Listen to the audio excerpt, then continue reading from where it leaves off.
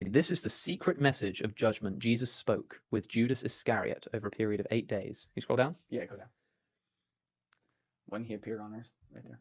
So check this out, right? So you can imagine you're a biblical scholar, you know that this Gospel of Judas exists, and then somebody comes to you and says, "Hey, we've dug up this papyrus," and you know how it opens? It says, "This is the message. This is like the secret message that Jesus gave to Judas," and you're like, "Oh my, That's like is this holy it? grail This shit. is like unbelievable."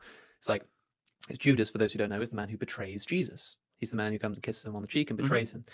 Why does he betray him? Well, the Christian tradition has it that he's evil. John's gospel says that Satan entered him, and that's why he betrayed Jesus. The synoptics seem to kind of imply that he might have done it for money or for some other reasons. That's a really interesting question too.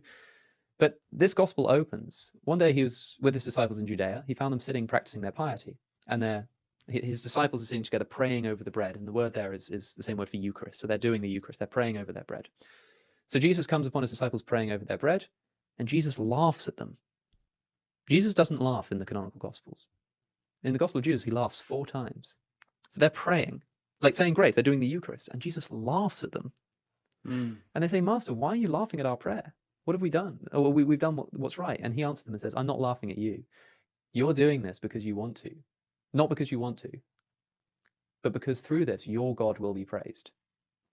Your God. Your God. So Jesus sees them praying over their food, and he starts laughing. And they're like, "Why are you laughing?" He's like, "Oh, no. You go ahead. You worship your God." Yeah. Well, and it's like, whoa, what is going on here, right? So then they say, "But Master, you are the Son of God." And Jesus says to them, "How do you know me? Truly I say to you, no generation of people among you will know me." When the disciples heard this, they started to get angry and furious and started to curse them in his heart. And Jesus says to them, "Why are you letting your anger trouble you?" And he says, "If any one of you is strong enough among humans to bring out perfect humanity, stand up and face me." So he's basically, so they're saying, "But you're the Son of God." And he's like, you don't know anything. And they're getting angry. And he says, "Well, if any one of you knows anything, come on, stand up, speak to me." Guess who stands up? Guess who's got the confidence? Judas Iscariot. So Judas stands up. This is, by the way, I'm getting told the story over dinner. When I first hear about the Gospel of Judas, someone says, "Have you heard of it?" I'm like, "No, I don't think so." And they're telling me. How many years ago? This is, I don't know, a few years ago. It's not actually that long ago. It's probably like 3 years ago, 4 years ago, maybe even less. I'm not sure. We're at dinner and he's like, "You know what it says, right?" And so he tells me all this. I'm like, "This is so interesting."